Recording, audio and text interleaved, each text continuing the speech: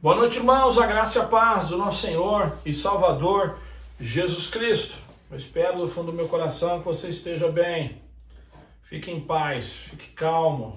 O Senhor é o nosso pastor, por isso de nada nós teremos falta. Estamos juntos, queridos. Qualquer coisa é só fazer um contato, a gente orar junto, conversar, refletirmos sobre a vida, sobre a palavra de Deus juntos. Isso é bom. Meus queridos, eu queria mais uma vez agradecer a oportunidade, de poder entrar na sua casa através desse veículo de comunicação. A você também que de repente não nos conhece, obrigado por esse privilégio. Nós já há alguns domingos estamos aí desenvolvendo o tema Como Viver Acima da Mediocridade. Tema esse baseado num livro de Charles Swindoll, tem sido o texto áureo aí para as nossas reflexões. Então, hoje nós vamos falar sobre o combate da mediocridade. Ela exige um feroz espírito de luta. Mas antes disso eu quero orar com você. Se você puder fechar os seus olhos, abaixar a sua cabeça, eu agradeço. Vamos orar. Senhor, nós mais uma vez estamos diante da sua presença e nós fazemos isso no nome de Jesus. Deus, perdoa os nossos pecados, tem misericórdia de nós. Queremos te agradecer, ó Deus, pelo dom da vida, pela salvação, por essa semana, por essa oportunidade que nós temos de juntos refletirmos acerca da tua palavra. Ó Deus, abençoa-nos, usa-nos, ó Pai, que essa palavra, como diz o profeta, ela possa cumprir com o propósito para o qual ela vai ser enviada. Muito obrigado por tudo e é no nome forte e poderoso de Jesus que nós oramos, Senhor, e agradecemos. Queridos, na semana passada nós terminamos a reflexão de que para vencermos a mediocridade nós precisamos viver de um modo diferente. Naquela ocasião nós aprendemos que viver de um modo diferente significa ter visão, determinação, prioridade e prestar contas. A partir de hoje nós vamos aprender que se quisermos ter a esperança de atingir a excelência, de viver acima da mediocridade, nós precisamos eliminar 4 inimigos: a cobiça, o tradicionalismo, a indiferença apática e o egoísmo. Hoje nós vamos ver a cobiça e o tradicionalismo. Na próxima semana nós daremos prosseguimento falando da indiferença apática e do egoísmo. Eu quero começar fazendo então um raio-x da cobiça. A cobiça é um desejo desordenado. A cobiça, segundo Charles Swindoll, é uma fera desordenada, não domesticada. Ela enfia as garras, ela oprime, ela imobiliza, ela recusa-se a libertar a presa. A cobiça ela é diferente da inveja e dos ciúmes. A inveja e os ciúmes desejam possuir o que a outra pessoa possui. A cobiça não, ela está sempre insatisfeita. Portanto, ela constitui uma fome, uma sede, um desejo sempre de mais e mais. Segundo Charles Swindoll, existem 4 faces da cobiça. E a primeira face é a máscara do dinheiro. A cobiça é a motivação excessiva para ganhar mais dinheiro e mais dinheiro. A pessoa nunca se contenta com o que ela ganha, ela quer sempre mais. A segunda face da cobiça é a determinação exagerada de possuir mais e mais coisas. Ou seja, a pessoa nunca tem os móveis necessários em casa. Ela nunca tem o tapete certo, ela nunca tem a TV adequada, nunca tem o carro dos seus sonhos, ela nunca tem o vaso certo, ou seja, ela quer se trate de coisas grandes ou pequenas, a pessoa sempre tem o desejo ardente de estar trocando. A terceira face da cobiça é que a cobiça é também um desejo excessivo da pessoa se tornar mais famosa. Aqui entram aquelas pessoas que são sempre determinadas a permanecer no holofote, no palco, nas redes sociais, porque elas detêm a ânsia de serem vistas, principalmente no círculo das celebridades. A quarta face da cobiça é a necessidade de obter mais controle. Aqui entra a ênfase de ter o domínio sobre alguém ou algo, ou seja, a pessoa quer sempre estar no poder, quer sempre ser o chefão, sempre aquele que manda. Ainda traçando um raio-x da cobiça, a cobiça ela pode ser rastreada pela palavra de Deus. Desde aquele dia em que os nossos primeiros pais, Adão e Eva, desviaram-se de Deus e passaram a dirigir-se a si mesmos, naquele momento a cobiça penetrou, ela poluiu o ser humano. Quando você vai para os evangelhos, você percebe que Jesus, né, ele disse que as coisas materiais, elas podem exercer um domínio grande sobre nós. E por isso então Jesus ele deixou várias parábolas que tratam da propriedade e da nossa responsabilidade de usá-las com sabedoria. Então, quando você vai para os evangelhos, você vê Jesus expondo a cobiça. Você vê Jesus denunciando a cobiça. E um dos textos que eu queria utilizar para mostrar para você que Jesus expõe e denuncia a cobiça é o Evangelho de Lucas, capítulo 12, versículos 13 a 34. Se você puder abrir aí, já já nós vamos fazer essa leitura juntos. Parece que esse texto de Lucas 12, ele se divide em 4 partes. Primeiro há um diálogo, versículos 13 e 14. Depois, um breve princípio, no versículo 15. Em seguida, nos versículos 16 a 21, Jesus ele vai contar a história a respeito de um homem avarento, que ganhava a vida como fazendeiro, um homem bem-sucedido. E por fim, nos versículos 23 a 34, existem ali uma série de verdades. Eu queria fazer essa leitura com você agora, mas por partes. Lucas capítulo 12, eu quero ler primeiro os versículos 13 e 14. A parábola do rico insensato. Lucas capítulo 12, versículos 13 e 14. Alguém da multidão lhe disse: Mestre, diz a meu irmão que divida a herança comigo. Respondeu Jesus: Homem, quem me designou juiz ou árbitro entre vocês? Muito bem. O texto diz que daquela multidão surge um homem que de maneira audaciosa chega para Jesus e diz: olha, você deve fazer isso, né? Senhor, diga ao meu irmão que divida a herança comigo. Aquele homem, ele não faz uma pergunta, ele não faz um pedido. Ele vai logo dando ordens para Jesus. Senhor, diga ao meu irmão que divida a herança dele comigo. Jesus, percebendo que se tratava de uma questão familiar e que aquela questão poderia trazer complicações, Jesus ele se retrai. Ele diz: olha, homem, quem é que me designou juiz ou árbitro entre vós? Quem é que me escolheu para ser juiz entre você e o seu irmão? Aqui existe uma grande lição, meus irmãos. Nós devemos tomar cuidado para não nos intrometermos em negócios alheios. Nós precisamos refletir sobre isso. Olhar para determinadas situações e dizer: olha, eu não estou qualificado para tratar sobre isso. Eu não fui chamado para falar sobre essas coisas. Nós precisamos estar abertos em alguns momentos para dizer para as pessoas, né, quando elas trazem essas questões pequenas da vida, minúcias da vida, né, dizer: olha, eu não estou qualificado para tratar disso. Essa resposta, né, quando o juiz diz: olha, quem foi que me constituiu juiz entre eu e o seu irmão? Essa resposta de Jesus diz para nós que Jesus nunca tentou satisfazer todas as necessidades das pessoas. Essa resposta diz que Jesus nunca se intrometeu em todos os problemas das pessoas. Aliás, Jesus era alguém bastante seletivo. Jesus ele não ficava dando pitaco em tudo. Jesus ele tinha as suas prioridades, que era proclamar as boas novas, fazer discípulos, curar doentes. estar na sinagoga, e dessas coisas ele não abriu mão.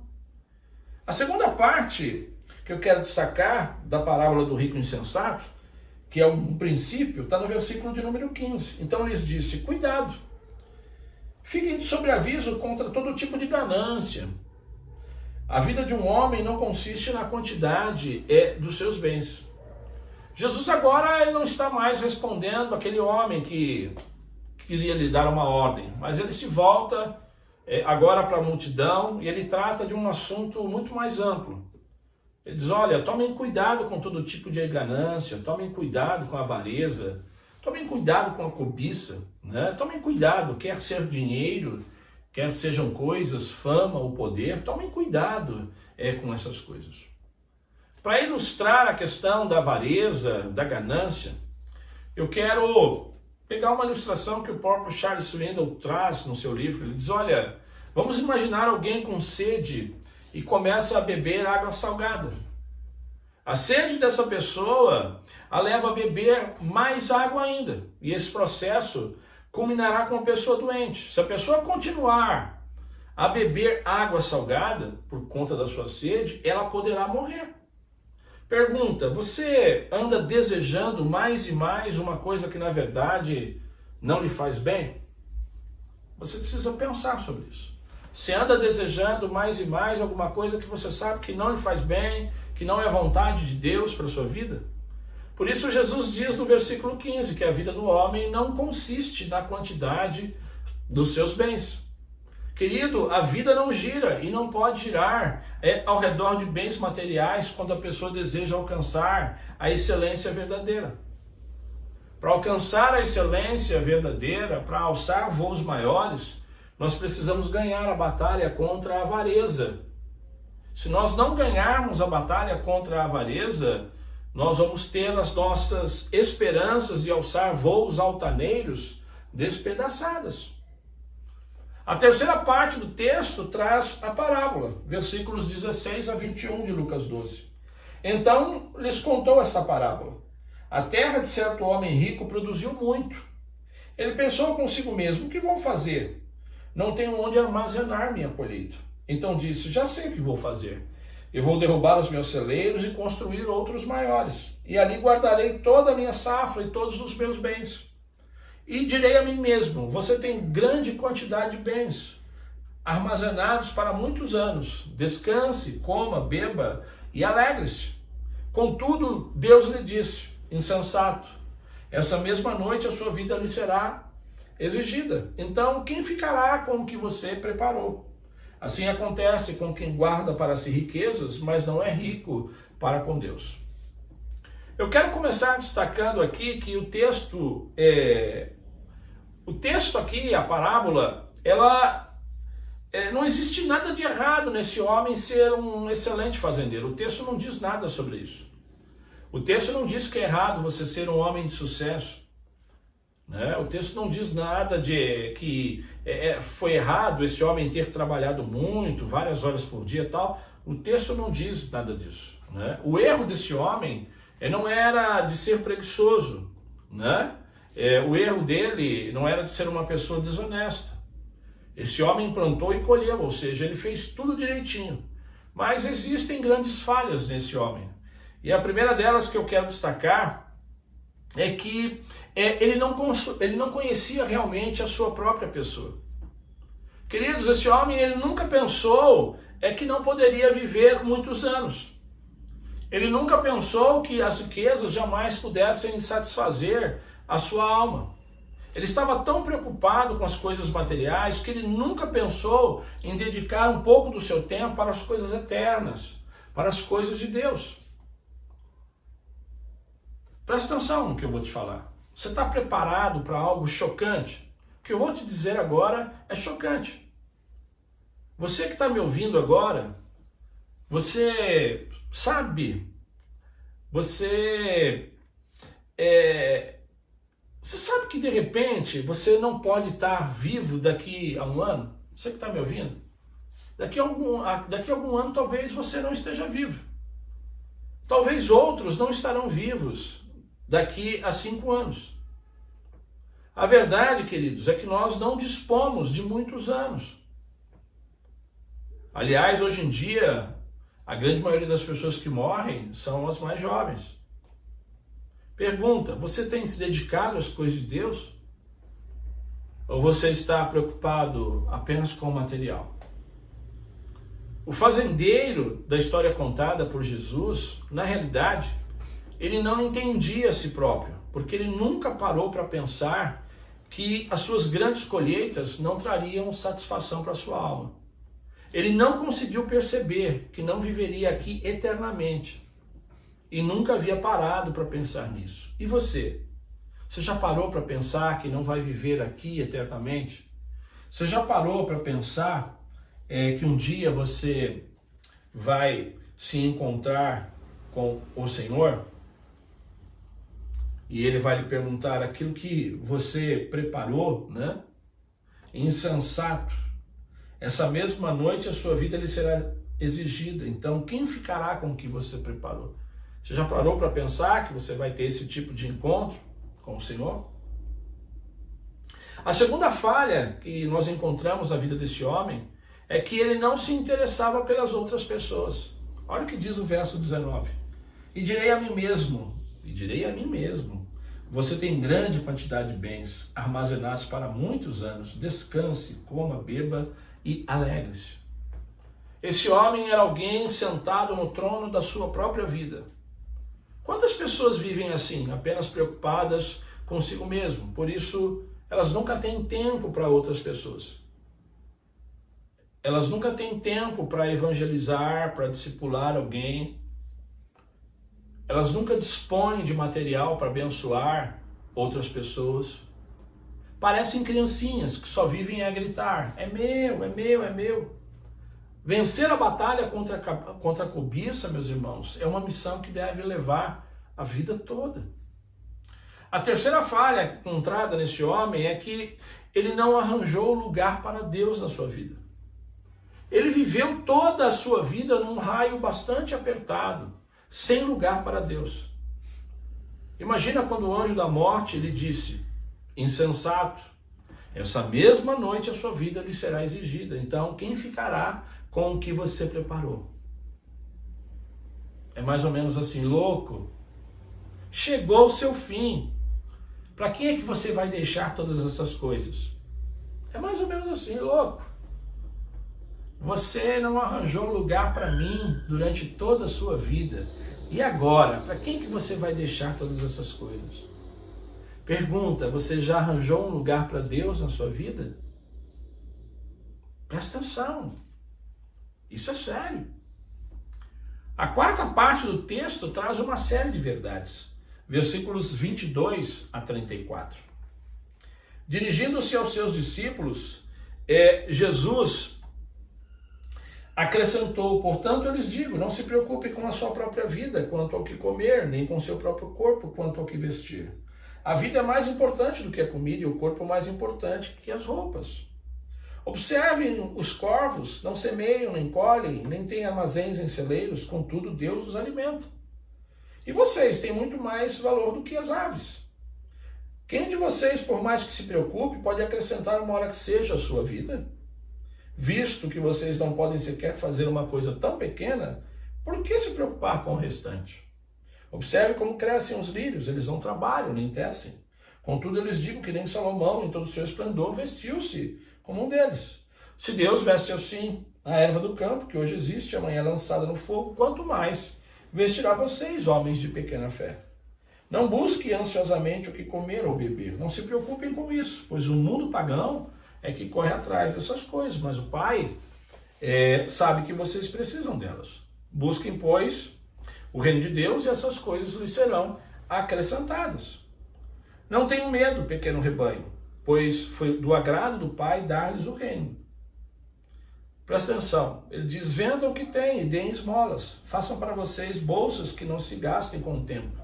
Um tesouro nos céus que não se acabe, onde o ladrão algum chega perto e nenhuma traça destrói. Pois onde estiver o seu tesouro, ali também estará o seu coração. A quarta parte desse texto traz uma série de verdades. E a primeira delas é que as pessoas Elas perdem a sua batalha contra a cobiça quando essas pessoas são caracterizadas pela ansiedade e pela busca das coisas temporais. No texto, Jesus diz, olha, não se preocupem com a sua própria vida, quanto ao que comer, quanto ao que vestir. Ele diz, olha, observem os corvos, os lírios. Busquem, antes de tudo, o reino de Deus e a sua justiça. Segundo, os que vencem a cobiça, eles percebem o seu valor aos olhos de Deus e simplesmente confiam nele. É o que diz o verso 24, observem os corvos, não semeiam, nem colhem, nem têm armazéns, nem celeiros, contudo Deus os alimenta. Versículos 27 e 28, observe como crescem os lírios, eles não trabalham nem tecem, contudo eu lhes digo que nem Salomão, em todo o seu esplendor, vestiu-se como um deles. Se Deus veste assim a erva do campo, que hoje existe, amanhã é lançada no fogo, quanto mais vestirá vocês, homens de pequena fé. Então os que vencem a cobiça, percebem o seu valor aos olhos de Deus, percebem que Deus, ele cuida dos corvos, ele cuida dos lírios, e por que então não vai cuidar de nós? Terceira lição, a vitória da cobiça, ela exige uma ação deliberativa e afirmativa. No versículo 33, se você der uma olhada aí, existem os verbos vender e dar. Aqui Jesus está nos ensinando a tomar decisões deliberadas e afirmativas, ou seja, não permita que a cobiça domine a sua vida, mas venda isso, dê aquilo, ou seja, lança fora da sua vida aquilo que está te controlando, aquilo que está te prendendo. Queridos, não existe nada de errado neste mundo quanto a levarmos uma vida confortável. Tampouco possuir uma fortuna. Se a pessoa ganhou a fortuna como resultado do suor do seu rosto, amém. E principalmente quando ela usa essa fortuna de maneira correta, não há nada de errado nisso. Agora, errado, sabe o que é? É você guardar tudo para você. É você guardar tudo para você. Eu quero dizer uma coisa para você. Eu também creio muito nisso. Eu acredito que Deus, ele concedeu riqueza e prosperidade para determinadas pessoas, para que essas pessoas devolvam de volta para Deus e para outras pessoas com abundância. Eu acredito muito nisso. Que Deus, ele permitiu que determinadas pessoas prosperem, além de outras, para que essa pessoa devolva para ele e para outras pessoas. A única razão que eu posso imaginar para Deus conceder a alguém capacidade de ganhar mais do que necessita é que tal pessoa possa dar mais. Por isso que nós não levaremos conosco as nossas riquezas. A quarta verdade está no versículo de número 34, pois onde estiver o seu tesouro, ali também estará o seu coração. Queridos, os valores pessoais, os valores reais, eles estão selados em nosso coração. O combate à mediocridade exige um feroz espírito de luta. A cobiça em nossas vidas, ela não será vencida sem lutas. E aqui eu me lembro de Jesus, nos seus momentos finais, quando disse, olha, Pai, se for possível, passe de mim esse cálice, contudo, seja feita a sua vontade e não a minha. Aquele momento que Jesus está no Getsemane, orando, antevendo a cruz. Aquele momento no Getsemane, Jesus está totalmente quebrantado diante do Pai. Ele entregou tudo nas mãos do Pai. Eu queria desafiar você.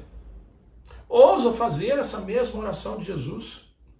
Se quebrante na presença do Senhor, você que de repente tem problema com a cobiça, se Deus tem falado ao teu coração, se quebrante na presença do Senhor e diga para Deus nessa noite, Pai, se é da sua vontade, se é da sua vontade que eu possua todas as coisas, ou que eu tenha algumas coisas, muito bem.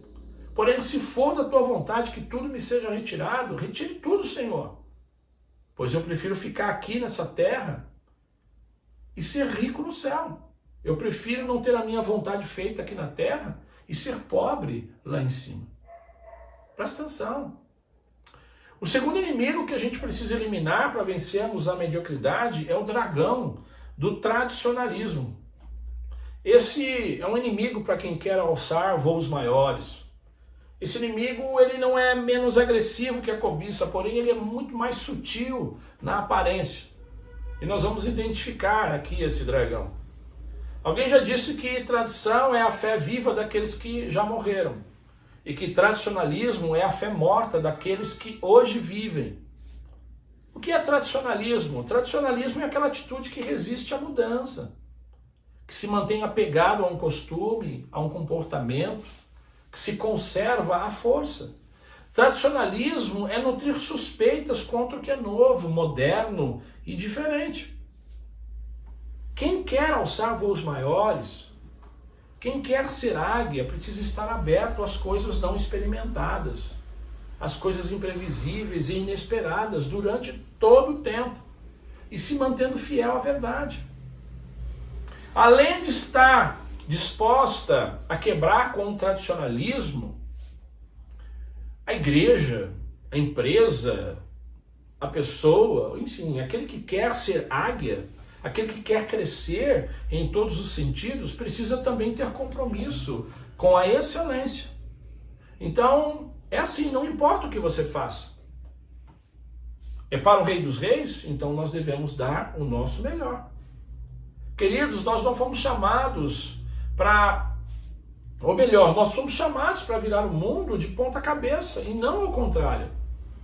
As águias, elas não devem ficar ciscando no chão, vivendo na mesmice, achando que não dá, que não consegue.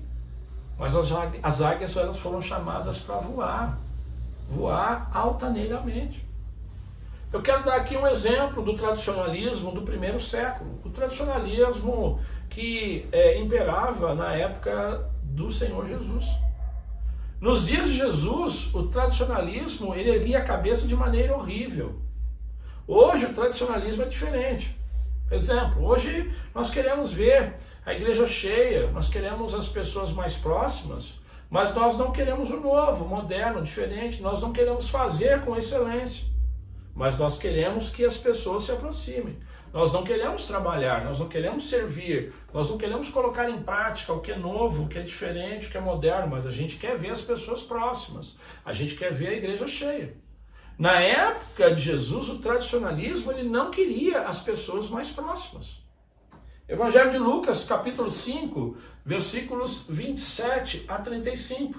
Se você puder abrir aí, Lucas capítulo 5, versículos 27 a 35, o chamado de Levi.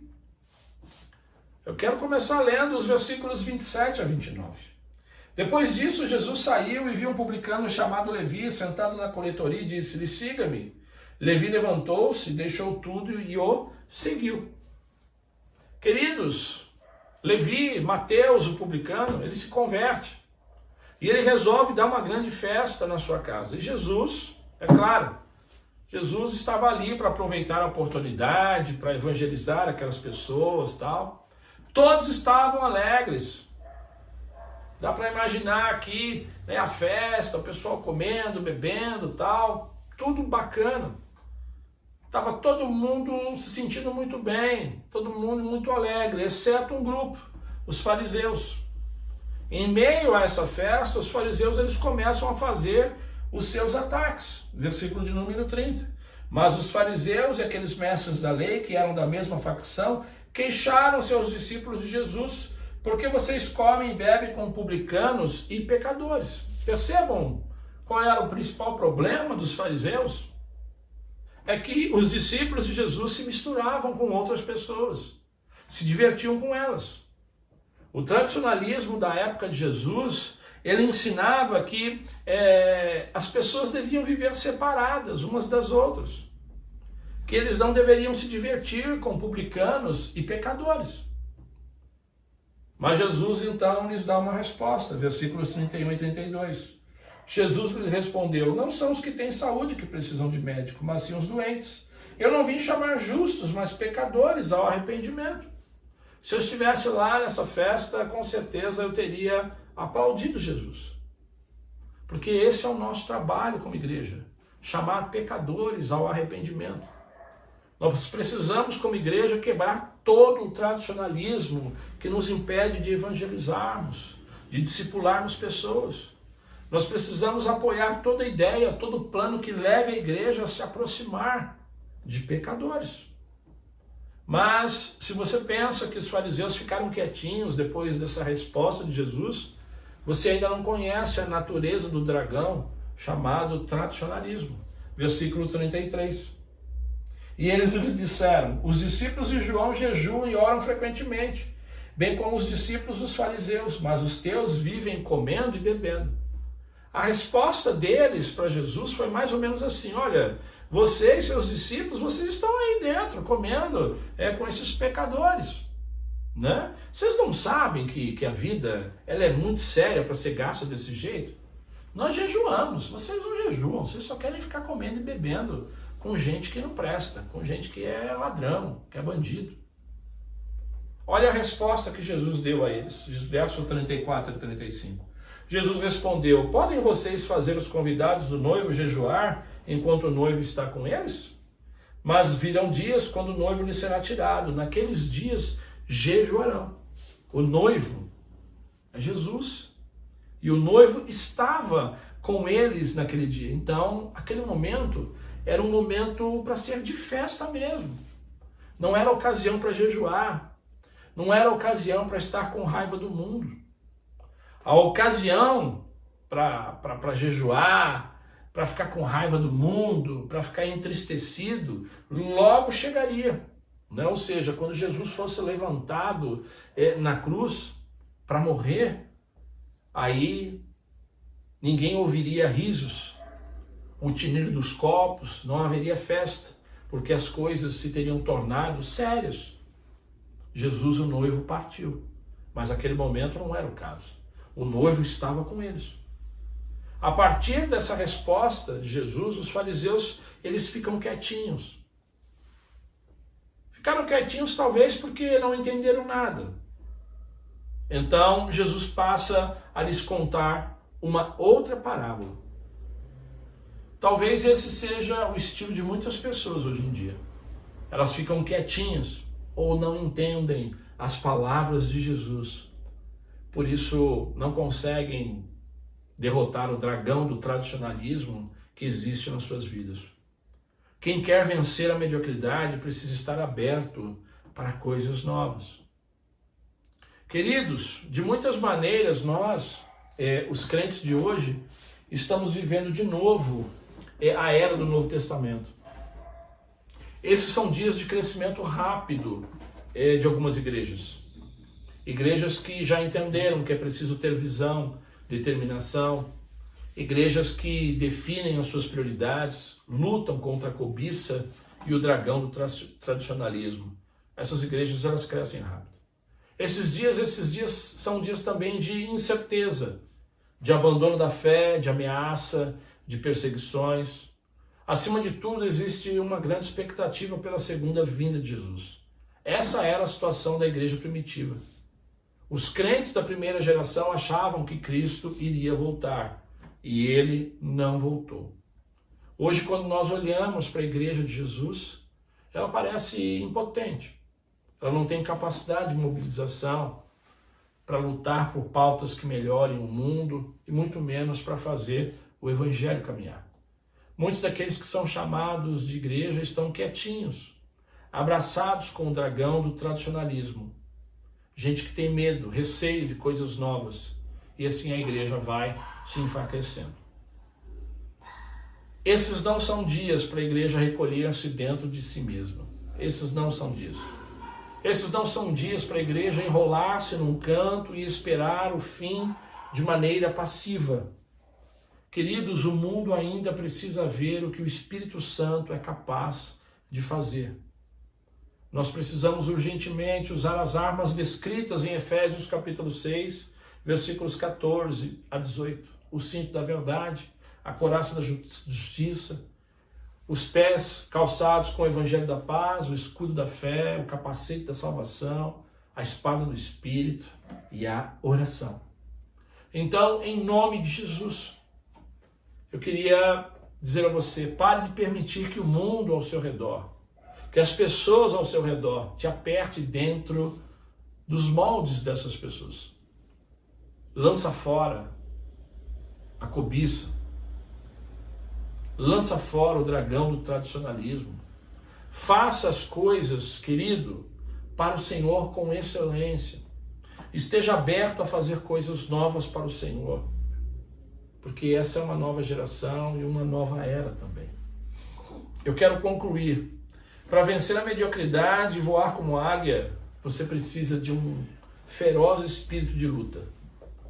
Um espírito que te ajude a vencer, de novo, a cobiça e o dragão do tradicionalismo. Que Deus te abençoe. Que a graça do Deus Pai, o amor do Deus Filho e as doces consolações do Espírito Santo de Deus estejam com todos nós, desde agora e para todos sempre. Amém e graças a Deus.